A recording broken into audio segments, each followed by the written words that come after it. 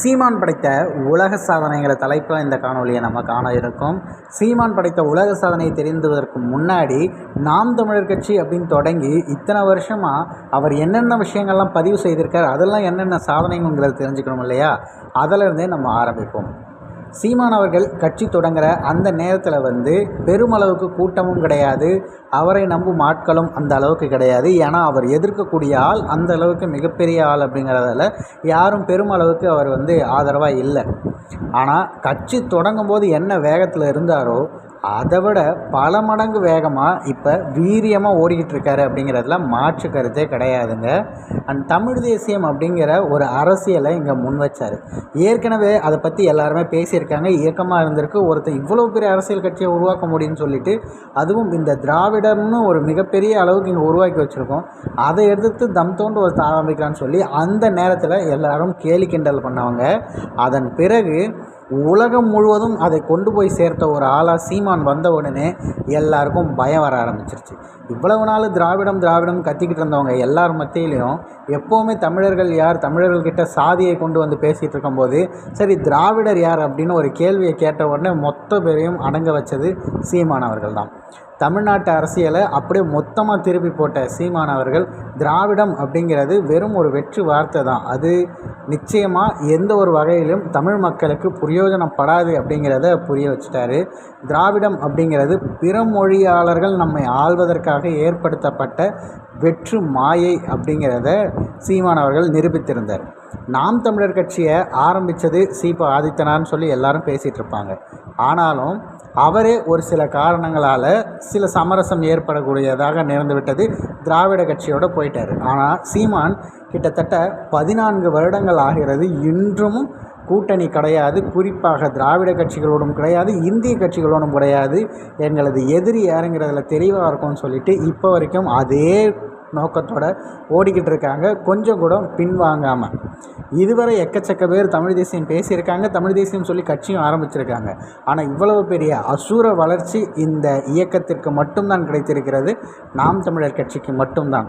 சீமானும் அவருடைய பேச்சாற்றல் மட்டும் கிடையாதுங்க, அவருடைய அத்தனை செயல்பாடுகளும் தான் இந்த அளவுக்கு நாம் தமிழர் கட்சி வளர்ச்சிக்கான காரணமாக இருக்கிறது. சீமானுடைய உலக சாதனைன்னு நம்ம பேசின விஷயம் என்ன அப்படின்னா, இந்த எலெக்ஷன் நேரத்தில் மட்டுமே பேசியிருக்க பல விஷயங்களை பதிவு பண்ணும்போது கிட்டத்தட்ட 5000 மணி நேரத்துக்கு மேலே பேசியிருக்காரு சீமான் அவர்கள். இதுதான் அவர் படைத்த சாதனையாக பதியப்பட்டிருக்கு. உலக அரசியல் வரலாற்றிலே இவ்வளவு குறைவான நேரத்தில் இவ்வளவு அதிகமாக பேசின ஒரு அரசியல் தலைவர் யாருமே கிடையாதுங்கிற அந்த பெருமை சீமானுக்குத்தான் இருக்குது. அது மட்டும் இல்லாமல் 1 மணி நேரத்துக்கு ஒரு 60 நிமிஷம் அப்படின்னா நீங்கள் யோசிச்சு பாருங்கள், 5000 மணி நேரம்னா எந்த அளவுக்கு அவர் பேசியிருப்பார் அப்படின்னு சொல்லிட்டு.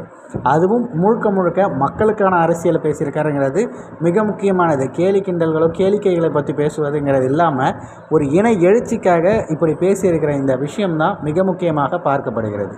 ஒரு அரசியல் தலைவர் இந்த அளவுக்கு எழுச்சி பெற்று வராரு அப்படின்னும் போது இது கண்டிப்பாக கின்னஸ் புத்தகத்தில் இடம்பெறும் அப்படின்னு சொல்லிட்டு பலராலும் எதிர்பார்க்கப்படுகிறது. நாம் தமிழர் கட்சியுடைய இந்த முயற்சி அப்படிங்கிறது ஒரு மிகப்பெரிய அளவுக்கு பேசுபொருளாகவும் இருக்கிறது. அது மட்டும் இல்லாமல் தமிழர்களாக இருக்க ஒவ்வொருத்தவங்களுக்கும் பல விஷயங்களை கொண்டு போய் சேர்க்குறதுக்கு அந்த விஷயங்கள் மட்டும் இல்லை, அவங்க தலைவரையும் கொண்டு போய் சேர்க்கணுங்கிறதுக்காக சீமானவர்கள் எப்போதுமே பேசும்போது பார்த்திங்கன்னா பெரிய பெரிய தலைவர்கள், உதாரணத்திற்கு ஆபிரகாம் லிங்கன், அப்புறம் அம்பேத்கர் கூறியிருக்கார், பெரியார் கூறியிருக்கார், ஹிட்லருடைய வசனங்கள்லேருந்து மொசோலினின்னு சொல்லி அனைத்து தலைவர்கள் கூறிய கருத்துக்களையும் அவர்களுடைய பெயரோடு பதிவு பண்ணும்போது இன்னும் அதிகமாக மக்களுக்கு அந்த தலைவரையும் தெரிகிறது, அவர்களுடைய பொன்மொழிகளும் தெரிகிறதுங்கிற எல்லா விஷயத்தையும் இலகுவாக கொண்டு செல்லக்கூடிய ஒரே தலைவராக சீமான் அவர்கள் தான் இருக்காது. தற்போது 2024க்கான தேர்தல் முடிஞ்சு இப்போ அதற்கான ஒரு நேரம் என்ன அப்படின்னு கணக்கு செய்ய முடியாத அளவிற்கு தினம் தினம் போய் வேட்பாளர்களுக்காக மக்கள் முன் நின்று அண்ணன் சீமான் அவர்கள் பேசிய அந்த பேச்சு, கட்சியுடைய உழைப்பு, அதெல்லாம் யோசித்தோம் அப்படின்னா ஒரு சில முரண்களோடு பயணிக்கக்கூடிய அத்தனை தம்பிகளும் ரொம்ப இயல்பாகவே அண்ணன் சீமான் அவர்கள் மீது இருக்கிற அந்த முரணெல்லாம் மறந்து போவார்கள். அந்த அளவிற்கான உழைப்பை தொடர்ச்சியாக தமிழ் மக்களுக்காக சீமான் விதைத்து கொண்டிருக்கிறார். இனி நீங்கள் தான் முடிவு செய்ய வேண்டும். சீமானோட அந்த முரணை நம்ம இன்னும் அப்படியே பிடிச்சி தொங்கிட்டு இருக்கலாமா, இல்லை கலைந்து அண்ணன் சீமான் அவர்களுடைய நம்மளுடைய இலக்குங்கிறது மிக பெரியதுன்னு அடிக்கடி பேசுவார், அந்த விஷயத்தை கை கொடுக்க போகிறோமா அப்படிங்கிறத நீங்கள் தான் முடிவு செய்ய வேண்டும். இவ்வளவுத்தரம் நான் சொன்னேன் பார்த்தீங்களா, இது எல்லாத்தையும் தவிர மிக சிறப்பான ஒரு விஷயம் இருக்குது. அதை கடைசியில் பதிவு பண்ணணும்னு தான் காத்துட்ருந்தேன். அது என்ன அப்படின்னா, எந்த ஒரு நபரை தீவிரவாதி, இவர் மிகவும் இழுக்கானவர், அது மட்டும் இல்லாமல் பல வார்த்தைகளை சொல்லி ஒருத்தவரை அவமானப்படுத்தி இந்தியாவுக்குள்ளே நுழைய விடாமல் செய்து வைத்திருந்தார்களோ, அந்த நபரை கொண்டு இவன் என் அண்ணன், இவன் தான் என் தலைவன் சொல்லிட்டு மேதகு அவர்களை தமிழ்நாடு முழுக்க கொண்டு போய் சேர்த்தது அண்ணன் சீமான் அவர்கள் தான். அதில் மாற்று கருத்தே கிடையாது, யாரும் சொல்ல மாட்டாங்க.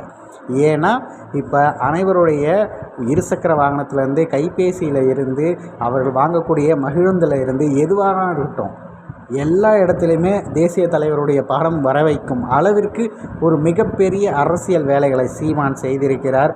அவர் செய்த சாதனைகள் எக்கச்சக்கம். அதனோடு கம்பேர் பண்ணும்போது இந்த கின்னஸுங்கிறது பெரிய விடயமாக தெரியவில்லை. அவருடைய இலக்காகவும் அவருடைய ஆசையாகவும் இருக்கக்கூடிய அந்த ஒற்றை நிகழ்வு, இலக்கு ஒன்றுதான் இனத்தின் விடுதலை, இனம் ஒன்றாவும் இலக்கை வென்றாவும் சொல்கிற மாதிரி நம்மளுடைய இலக்கான தமிழீழம் அடையும் வரை இது தொடர்ச்சியாக நடந்து கொண்டே இருக்கும். அரசியல் களத்தில் விரைவில் வெற்றியை சந்திப்போம் அப்படிங்கிறத கூறி இந்த காணொலியை நிறைவு செய்துக்கிறேன்.